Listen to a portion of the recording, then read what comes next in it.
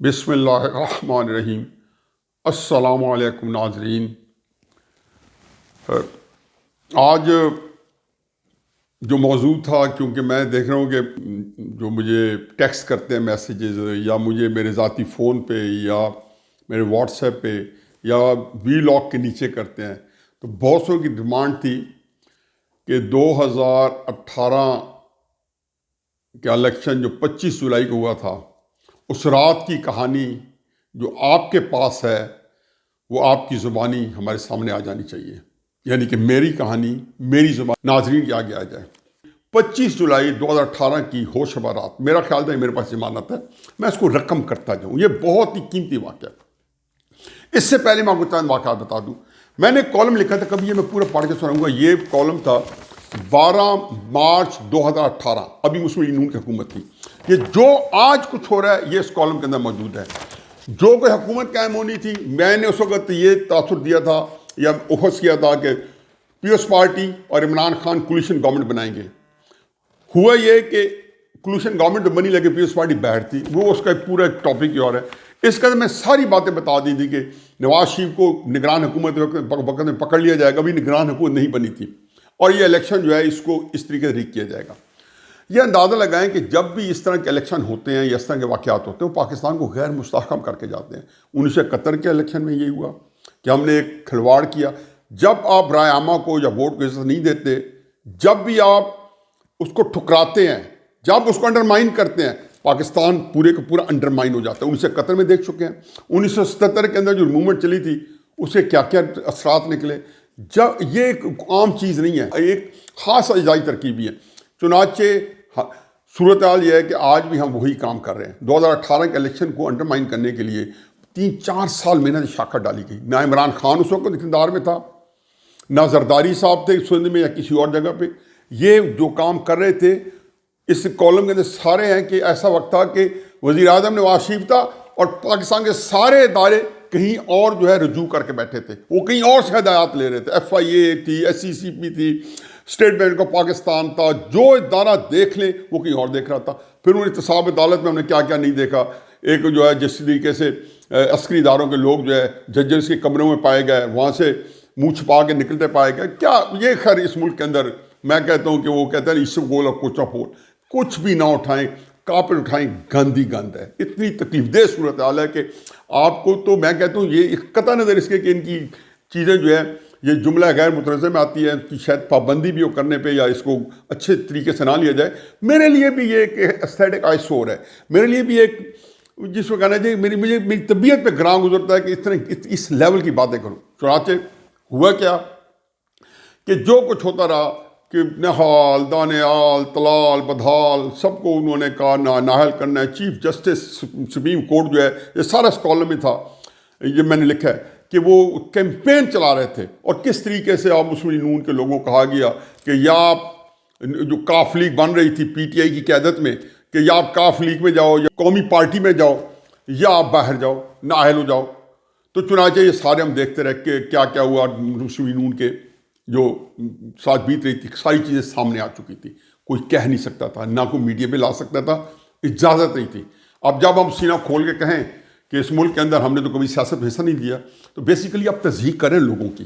آپ سمجھتے ہیں یہ قوم جو ہے یہ ایسی کوئی عجیب و غریب ہے کہ اس کو عزت دو۔ آپ کو یہ نہیں کہ قوم آپ کی بات مان جاتی ہے یا وہ بیوقوف بن جاتی ہے، ان کو ٹارچر کر رہے ہو۔ ان کا قصور کیا ہے کہ اس ملک کے 22 کروڑ لوگ ہیں جو اپنے پیٹ کاٹ کے اس مہنگائی کے اندر سارے وہ ٹیکسز دے رہے ہیں تاکہ ملک کا نظام چلتا رہے، ریاست پاکستان چلتی رہے، اس کی مینجمنٹ ایڈمنسٹریشن چلتی رہے، تنخواہیں آتی رہی۔ ان کو یہی ڈیزرو کرتے تھے ہم۔ یہ جو ہے یہ میرا خیال ہے کہ یہ ایک ایسی چیز ہے کہ اس ملک کے لوگ جو کہ اس ملک کو چلا رہے ہیں، ان کے اس ملک کے اندر کوئی حصہ، کوئی رول نہیں ہے، اور ایسے کٹ پتلی آپ کو چاہیے ہر وقت۔ چنانچہ جو ہوا اس میں بھی میں کبھی تفصیل سے بات کروں گا، ایک دفعہ دہراؤں گا، وہ سارے لوگ علم میں ہیں۔ اب آ جاتے ہیں جی، جیسے الیکشن قریب آئے، مجھے یاد ہے کہ 25 جولائی سے پہلے کوئی مہینہ 1.5 مہینے پہلے شاید روزے آ رہے تھے، میں تراویح پڑھ رہا تھا۔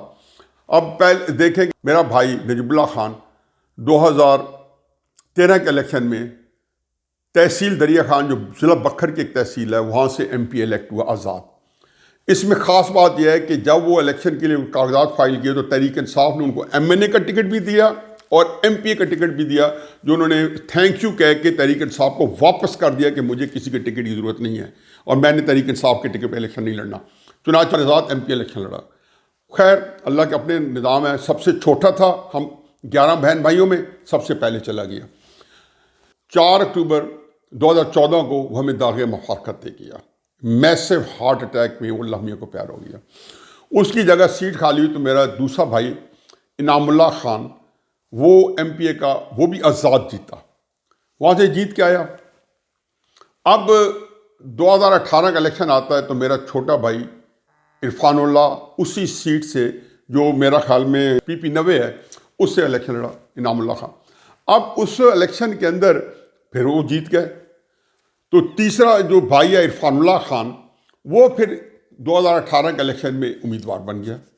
جب امیدوار بنا تو میں پھر اسی قصے کو جانتا ہوں کہ میں تراویح پڑھ رہا تھا، یہ جو 1-2-1.5 مہینے پہلے آئی تھی، الیکشن کی گہما گہمی شروع تھی، تو تراویح میری بڑی ختم ہوتی تھی دل لیٹ، تو میں نے دیکھا کہ بکر سے کچھ ساتھی آئے ہیں جو کہ تحریک انصاف کے ٹکٹ پہ الیکشن یا لڑ رہے تھے یا کوئی اور وہاں کے معززین تھے جو تحریک انصاف سے متعلق تھے، تو میرا بہر تراویح کے انتظار کر رہے تھے اور مجھے ساتھ لے گئے۔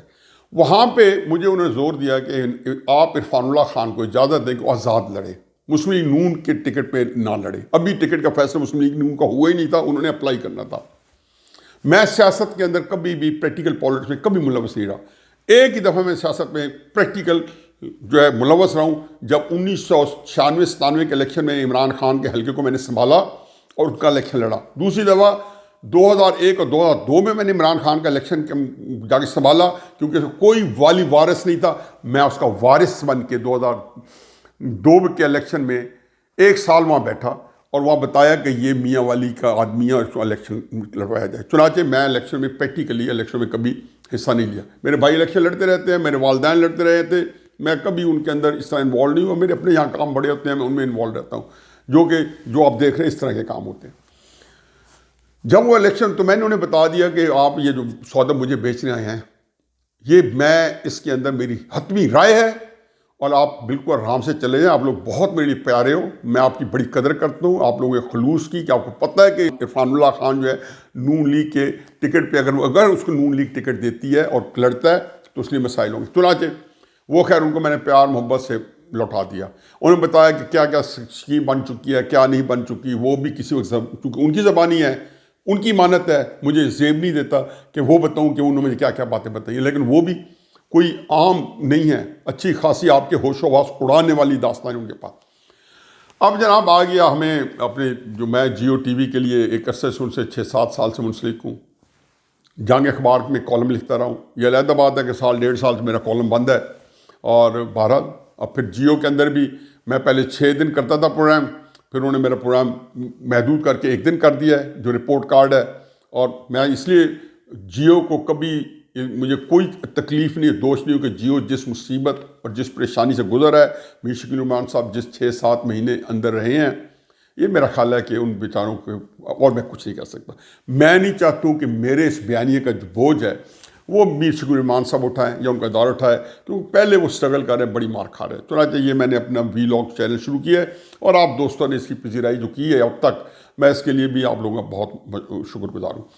جیو نے پاکستان کے جتنے اپنے نامی گرامی تجزیہ نگار تھے ان کو جیو نے بلا لیا کراچی بلا لیا، جس میں سارے پاکستان کے بہت بڑے بڑے نام تھے، اور ان میں جس کو کہنا چاہیے حامد میر صاحب جیسا نام، شاہزیب خان زادہ صاحب جیسا نام، طلعت حسین صاحب جو جیو میں کام کرتے تھے، سہیل رائج صاحب، سلیم صافی صاحب، اور میں، ہم 3-4 دن پہلے کا، یہ 7-8 دن ہم نے وہاں بیٹھ کے کور کرنا تھا الیکشن سے، 3-4 دن پہلے اور پھر اس کے بعد الیکشن کے بعد۔ اور 3 دن پہلے ایک ہماری اپنی میٹنگ ہوئی جس میں ہمارے جیو کے جتنے ٹاپ باسز ہیں، جو ایم ڈی صاحب ہیں اور باقی جو ڈائریکٹر نیوز وغیرہ ہیں، سارے لوگ موجود تھے، ایون ہمارے جس کو کہنا چاہیے کہ چیف ایگزیکٹو جو جیو کے ہیں وہ وہاں موجود تھے۔ تو ایک میٹنگ ہوئی تو ہم سے پوچھا گیا کہ آپ کے خیال میں الیکشن سے کیا کیا رزلٹ ملے گا۔ چنانچہ 1-2 ہمارے ساتھی تھے جن کو ایک پٹی پڑھائی گئی تھی شاید، تو انہوں نے تو ان کو وہی رائے دی جو کہ وہ سننا چاہتے تھے، یا ایک وہ مجھے نہیں اس وقت تک پتہ تھا یہی چیز عام کریں گے۔ تو ہم ساروں نے، حامد میر صاحب ہیں، سلیم صافی صاحب، میں ہوں، طلعت حسین، 4-5 شاہزیب صاحب ہیں، ہم نے بڑی انڈیپینڈنٹ اوپینین دی۔ ہر ایک کی رائے یہی تھی کہ تحریک انصاف جو ہے 70-80 سیٹ وہ لے لے گی، 80-90 سیٹ یا 70-80 سیٹ مسلم لیگ لے لے گی، جن حالات میں مسلم لیگ الیکشن لڑ رہی تھی یہ بھی اس کا کمال ہوتا لے جائے گی چنانچہ، اور کولیشن گورنمنٹ تحریک انصاف بنائے گی۔ یہ بات میں نے اس سے بھی 4 مہینے پہ کالم لکھی تھی کہ تحریک انصاف کولیشن گورنمنٹ بنائے گی، یہ ہمیشہ پاکستان میں دیکھ چکے ہیں۔ اس کا حشر کیا ہوگا یہ میں نے کہا تھا، یہی حشر ہوگا جو آج کل ہو رہا ہے۔ یہ کالم کبھی میں پورا پڑھ کے آپ کو سناؤں گا کہ میں نے کہا تھا جو آج کل بیت رہی ان کی، میں نے کہا 2-3 سال بعد ان پہ کیا بیتے گی، کہ نہ ان کا پاؤں جو ہے رکاب میں ہوگا، نہ ان کے ہاتھ میں لگام ہوگی ریاست کی، یہ ہو رہا ہے۔ چنانچہ ہوا یہ، ان کو بتا دی، اپنی رائے دے دی، تو سب کی رائے یہی تھی ملتی جلتی کہ حکومت تحریک انصاف بنائے گی، لیکن 80-90 سیٹ تحریک انصاف کی ہوں گی، اور یہی کم و بیش سیٹ ان کے قریب مسلم لیگ کی ہوں گی۔ میرا خیال تھا لاہور میں سے ان کو 1 سیٹ ملے گی، باقی نہیں ملے گی۔ کراچی وغیرہ سے ان کو ضرور بہت زیادہ سیٹس ملنے کا امکان تھا، کیونکہ ایم کیو ایم کو جس طریقے سے تتر بتر کیا گیا تھا، اس کا مال جس پارٹی میں ڈالے جانے کا امکان تھا وہ تحریک انصاف تھی۔ چلو اب آ گیا جی الیکشن سے 1 دن پہلے ہم سارے بیٹھے تھے کہ اچانک کوئٹہ میں دھماکہ ہو گیا، اس سے بڑی انسانی جانیں چلی گئی۔ حامد میر صاحب نے وہاں ان کو کہا جی، جب ہم شروع کرنے لگے تو انہوں نے کہا جی کہ آپ نے کوئٹہ کے دھماکے کی خبر نہیں دی، اور اس میں بے شمار انسانی جانیں چلی گئی ہیں۔ تو انہوں نے کہا جی ہمیں یہ آرڈر ہے کہ کوئٹہ کے دھماکے کا ذکر نہیں کرنا، کیونکہ اس سے یہ ہے کہ ٹرن آؤٹ ہمارا لو ہو جائے گا بلوچستان میں، لوگ ڈر جائیں گے۔ خیر ایک بات ہے، اس میں عقل بھی ہے، لیکن حامد میر صاحب کی کو میں سلوٹ پیش کرتا ہوں۔ میں ویسے ان کا بڑا ایڈمائرر ہوں، ان کے کالم کا بھی، ان کے پروگرامز کا بھی۔ حامد میر ان حالات میں جس طریقے سے وہ اپنا نظام چلا رہے ہیں، یہ بڑی ہمت ہے۔ پھر خیر طلت نے تو ایک سٹینڈ لیا ہوا ہے کہ اس نے اپنی روزی پہ لات مار کے یہ وی لاگ شروع کیا، حالانکہ طلت ایک بڑا ہمارا ڈیکوریٹڈ قسم کا اینکر ہے، کوئی عام بندہ نہیں ہے، اور میرا خیال ہے سب سے پرانے اینکرز میں سے ہے، اور بہت بڑا دانشور ہے۔ وہ اس کا اپنا ایک بڑا ایک نپت اللہ رہا ہے۔ وہ بیچارہ انہوں نے کہا جی میں وی لاگ میں اپنی دل کی بڑاس نکال لوں گا جیسے میں کر رہا ہوں۔ چنانچہ حامد میر صاحب نے کہا پھر میں نہیں بیٹھتا ہوں کہ ایک آپ کوئٹہ کے دھماکے کی خبر دینے پہ یا اسے تبصرہ کرنے پہ قاصر ہیں، تو وہ بائیک آؤٹ کر کے چلے گئے۔ خیر جیو نے بڑا اچھا بندوبست کیا ہوا تھا۔ اب الیکشن کا دن آتا ہے، ہمیں بتایا گیا کہ جی 1 گھنٹہ بعد میرا خیال میں 7 بجے سے رزلٹ نشر ہوں گے، کہ انہوں نے کہا تھا 6 بجے پولنگ بند ہوئی ہے، تو انہیں سختی ہے کہ اس سے بڑی غلط فہمی ہوتی ہے، کوئی رزلٹ نہ دکھائے۔ ہمارے پاس رزلٹس آ رہے تھے۔ سہیل وڑائچ صاحب اس کے کام کے انچارج تھے، انہوں نے بڑی محنت سے بہت بڑا ایک ورکنگ پیپر بنایا، ہر کانسٹیٹیوئنسی کا بڑی کتاب بنائی، میں اس کو بڑا ایڈمائر کرتا ہوں، بہت محنت سے کام کیا۔ خیر وہ ہمارے ساری چیزیں ہمارے سامنے تھیں، بڑے جیو کے نے بڑی ریسرچ کے ساتھ بڑے کمپائل کیے پیپر۔ جو 5:30-6 بجے پینل بیٹھا، جو پہلے جنرل باتیں کرتا رہا، پھر اس نے الیکشن رزلٹ کے بعد الیکشن رزلٹ پہ تبصرہ کرنا تھا۔ اس پہلے پینل میں میرے خیال میں مجھے 4-5 نام یاد ہیں، شاید ایک آدھ اور بھی ہو جو میرے ذہن پہ نہیں ہے۔ اس میں حامد میر صاحب تھے، سہیل وڑائچ صاحب سے، شاہ زیب خاندادہ صاحب سے، سلیم صافی صاحب تھے، طلعت حسین صاحب تھے، اور میں تھا۔ تو ان 6 کے علاوہ میرا خیال یہ 6 ہوں گے، یا شاید ایک آدھ اور ہو۔ ہم جب بیٹھے تھے اور ہم نے تبصرے کرنے تھے ہر حلقے پہ، تو رزلٹ آنا شروع ہو گئے 7 بجے۔ جب 7 بجے رزلٹ آنا شروع ہو گئے تو ہر جگہ پہ بڑے سسٹمیٹک رزلٹ ہمیں دکھانا شروع کر دیا۔ جیو ہی دکھا رہا تھا، ہم نے جیو کے ہمیں اسی رزلٹ کو ہم ایکچوئل رزلٹ سمجھ رہے تھے، ہمارے پاس ریٹرننگ افسر کی کوئی وہ زیادہ نہیں تھی۔ میں اس سے پہلے ایک چیز درمیان میں رکھے چھوڑ آیا ہوں، باتوں میں آگے نکل آئے۔ اس میں وہ چھوٹے بھائی عرفان اللہ نے پھر 2018 میں جب الیکشن لڑا، جو میں ذکر کر رہا تھا، اور کئی بات کی اور نکل گئی، تو 2018 کے الیکشن میں جب انہوں نے حصہ لیا تو اس میں ظاہر ہے کہ دباؤ بڑھتا گیا۔ ان کے چونکہ تھوڑا بہت ان کی دوستی تھی ہماری، اس میں کچھ عرصہ رہا ہوا ہے پی ایم اے کاکول میں، تو ان کی ایک دوستی ہیں بہت سارے لوگوں کے ساتھ ذاتی ہے، جو اس وقت 3 اسٹار یا 2 اسٹار جنرلز تھے، جن کے ساتھ بڑی ان کی یاد اللہ تھی۔ تو وہ سارے لوگوں دوستوں نے ان کو یہی سجیسٹ کیا کہ آپ تحریک انصاف کے ٹکٹ پہ الیکشن لڑے تو آپ جیت جائیں گے۔ عرفان اللہ کو کہا گیا کہ آپ کو پی ٹی آئی کا ٹکٹ گارنٹیڈ ہے، اور یہ ٹکٹ جو ہے آپ پارا سے آپ کے پاس آ جائے گا، اسلام آباد سے۔ تو بارہ عرفان نے کہا یہ میرے بس کی بات ہے، یہ پورا میرے بڑے خصوصاً میرا نام لیا کہ ان لوگوں نے گائیڈنگ لائنز دی ہوئی ہیں، میں اس کے مطابق چلنا ہے، اور میرا اب تو مسلم لیگ کے ساتھ ایک تعلق ہے۔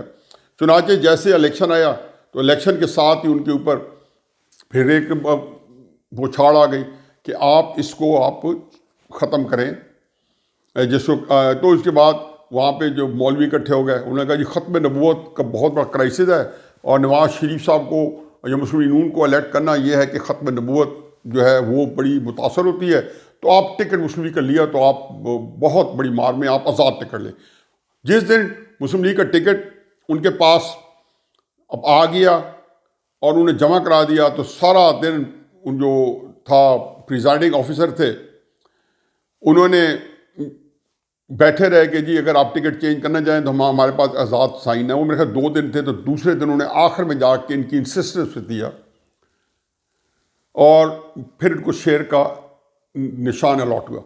ان کا فون مجھے آیا کہ یہ حال کر رہے ہیں کہ میرے اوپر بڑا پریشر ڈال رہے ہیں کہ میں آزاد لڑوں اور اب یہ بھی صورت حال ہے کہ جیتے بھی نہیں دیں گے. تو میں نے عرفان کو یہ کہا کہ آپ نے مسلم لیگ نون کا ٹکٹ اپلائی کیا؟ کہتا ہے کیا. میں نے کہا جب آپ نے ٹکٹ اپلائی کیا تو انہوں نے آپ کو ٹکٹ دے دیا؟ انہوں نے کہا جی دے دیا. تو میں نے کہا اگر آپ مسلم لیگ کا ٹکٹ جمع نہیں کراتے تو یہ سیٹ خالی چلی جائے گی مسلم لیگ کے لیے؟ کہتا ہے خالی چلی جائے گی. تو میں نے کہا ایسے الیکشن پہ ایم پی اے پہ تھوکو جو اس طرح تمہیں ملتا ہے. آپ جا کے الیکشن لڑو، یہ الیکشن ہارنے کے لیے، لیکن ہارنے سے سیاست نہیں ختم ہوتی. سیاست صرف انہی کی ختم ہوگی جو اس دفعہ پی ٹی آئی کے ٹکٹ پہ، قومی پارٹی کے ٹکٹ پہ الیکشن لڑے. پھر اس کے دن یہ ہوا کہ انہوں نے مجھے بتایا کہ دریا خان میں جیسے 25 کی رات کو وہاں یہ بیت رہی تھی. میرے ساتھ تو رابطہ نہیں تھا، میں کراچی بیٹھا جیو کے لیے الیکشن کوریج کر رہا تھا وہاں پہ. تو اس کو کہا کہ 40 کے قریب ریٹرننگ آفیسر جو ہیں ان کو پولنگ کے عملے کو اٹھا کے اور سارا لے کے گرلس کالج دریا خان کے اندر جا کے بٹھا دیا گیا. وہاں سے رزلٹ مرتب ہوئے اور جب رزلٹ اناؤنس ہو گئے تو پھر ان کو وہاں سے رہا کیا گیا. یہ آئی جی کا صحیح میں اغوا پہلی دفعہ نہیں ہوا. اس دن تو ات مچی تھی کہ پاکستان میں جو ریٹرننگ آفیسر تھے ان کے اغوا ہو رہے تھے. وہاں پہ باقاعدہ چونکہ فوج کو الیکشن کنڈکٹ کرا رہی تھی تو چنانچہ گرفتار بھی وہاں پہ جو ہے ہمارے فوجی بھائی کرتے تھے ان کو، یا ان کو اپنی کسٹڈی میں لے لیتے تھے اور بڑے مسلح طریقے سے ان کو ساتھ لے جاتے تھے. چنانچہ جب ہم بیٹھے واپس آتے کراچی میں جو ہم پہ بیت رہی تھی، ہمارا پینل بیٹھا تو تقریباً میرا خیال ہے کہ ہم نے آدھا یا پونے گھنٹے رزلٹ دیکھے، وہ 7:45 کا ٹائم ہوگا. تو اچانک پتہ چلا پھر جیو کی جو مینجمنٹ ہے انہوں نے سارا ہمیں آف ایئر کر دیا اور وہاں پہ آ کے ہمیں بتایا کہ آپ جو ہے متبانہ گزارش ہے کہ آپ تحریک انصاف کی وکٹری اناؤنس کر رہے ہیں. اب یہ ظاہر میرے سارے جتنے بندے تھے یہ بڑے بڑے نام تھے، ان کی اپنی ایک کریڈیبلٹی. انہوں نے کہا حضور آپ 2.25% رزلٹ ہمارے سامنے نہیں آئے، یعنی کہ اگر 100 حلقے ہیں تو 1.5 حلقے کا رزلٹ آیا ہے اور 1.5 حلقے کے رزلٹ سے مراد ہے ہر جگہ سے، تو آپ ہمیں کہنے اناؤنس کریں. انہوں نے کہا نہیں آپ اناؤنس کر دیں. آپ یاد ہے 3 دن پہلے جو ہماری میٹنگ ہوئی تھی اس میں بھی تقریباً یہی تھا کہ تحریک انصاف جیت جائے گی، تو آپ اس کو اناؤنس کر دیں. ظاہر کسی نے نہیں کرنا تھا. چنانچہ انہوں نے ہم سب کو اٹھا کے اسٹیج ہمیں اٹھا کے دوبارہ وہاں سے معطل کر دیا. معطل میں کہ لفظ جان بوجھ استعمال کر رہا ہوں. میں سلیم صافی صاحب اور طلعت صاحب ہم کو بالکل اس میں معطل بنا دیا گیا. سہیل صاحب کو اور شاہزیب خانزادہ صاحب کو اور حامد میر صاحب کو شاید انہوں نے اگلے دن آ کے، کچھ کو اسی وقت، سہیل وڑائی صاحب کو اگلے دن آ کے کہا دی کہ آپ خدا کے واسطے تعاون کریں، آپ کو پتہ ہے جیو پہ کیا بیت رہی ہے. تو چنانچہ یہ وہ رزلٹ تھے جو جیو نے دیے تھے اور یہ وہ ٹھیک ہے. اور یہ آر ٹی ایس سے پہلے ہے. اس میں ایک چیز امپورٹنٹ ہے کہ 11:30 پونے 12 بجے مریم اورنگزیب صاحبہ نے ایک پریس کانفرنس شروع کی. وہ یکدم ہم بیٹھے تھے اس کو دیکھ رہے تھے، وہ جو جیو نے ایک لانچ بنا تھا ٹی وی، وہاں پہ بہت فیسلٹیز تھی، ٹی وی دیکھ رہے تھے. تو ایک 20-25 سیکنڈ کے لیے اس کی لائیو کوریج آئی جس میں اسے کہا جی آر ٹی ایس جو ہے فیل ہو چکے ہیں اور پورے ملک میں ایک عظیم الشان فقید المثال ہوش ربات دھاندلی ہو رہی ہے اور یہ الیکشن رعب ہو چکے ہیں. ان کو آف ایئر کر دیا گیا. بتایا گیا کہ وہ بھی پیچھے سے سیز کیا گیا کیونکہ اس وقت نیوز والوں نے سوچا کہ یہ لائیو پریس کانفرنس ایک پارٹی کی اسپوکس پرسن کر رہی ہیں. تو یہ اس الیکشن کی داستان تھی کہ جس کے اندر یہ میرا عینی شاہد ہوں. میرا خیال ہے یہ واقعہ میرے پاس امانت تھا اور یہ اس لیے میں حوالے کر کے جا رہا ہوں کہ تاکہ مستقبل میں پاکستان کی جب ہسٹری لکھی جائے گی، الیکشن میں بات ہوگی زیادہ آزاد ماحول میں، تو یہ ساری باتیں جو میرے ان کے کام آئیں گی. اس کے مطابق اپنی ساری لاہ عمل تشکیل دیں گے اور اس کے مطابق اپنے انالیسس کریں گے. اب کہنے کو اور کچھ نہیں ہے. فما علینا الا البلاغ.